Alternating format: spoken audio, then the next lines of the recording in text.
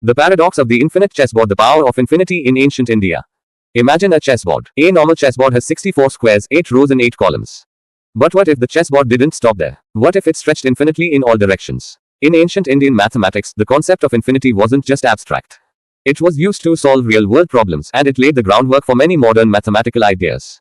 Now, picture this. On this infinite chessboard, you place a single piece in the middle. Every time you move, you double the number of squares you cover. You start at 1 square, then go to 2, then 4, then 8, and so on.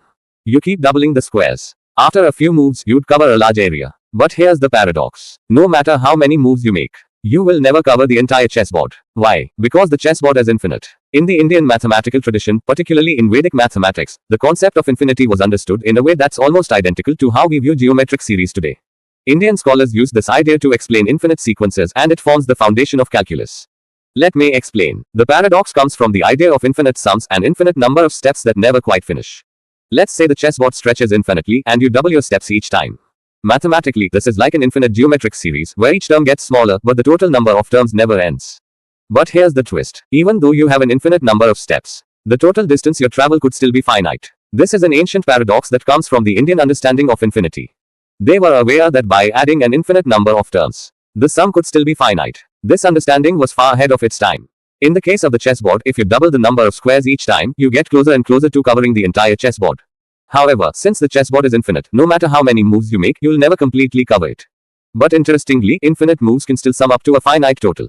This paradox is deeply linked to the Indian concept of ananta, which means infinity. Indian mathematicians in ancient texts like the Salabha Sutras used the idea of infinity to solve problems related to geometry and measurements.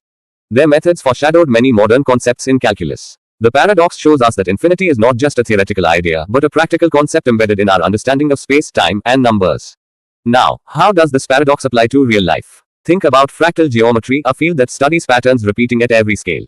In fractals, you often see infinite detail even though the space you're looking at is finite. The Mandelbrot set, for example, has an infinite number of points, but we can't reach the end of it, no matter how much we zoom in. In quantum physics, where the behavior of particles seems to reflect infinite possibilities, the idea of an infinite chessboard and infinite sums has real-world applications too. The paradox of the infinite chessboard asks, can you truly finish an infinite task? Can you ever fully cover something that goes on forever? The ancient Indian mathematicians posed such questions long before we had the modern tools to answer them. Their exploration of infinity was groundbreaking, and their ideas continue to influence mathematics today. So, let me ask you, do you think it's possible to complete an infinite task, or is infinity just something that keeps us from reaching the end? Let me know your thoughts in the comments. If you enjoyed this paradox, like, share, and subscribe for more discussions on mathematics. Because mathematics, like infinity, never ends.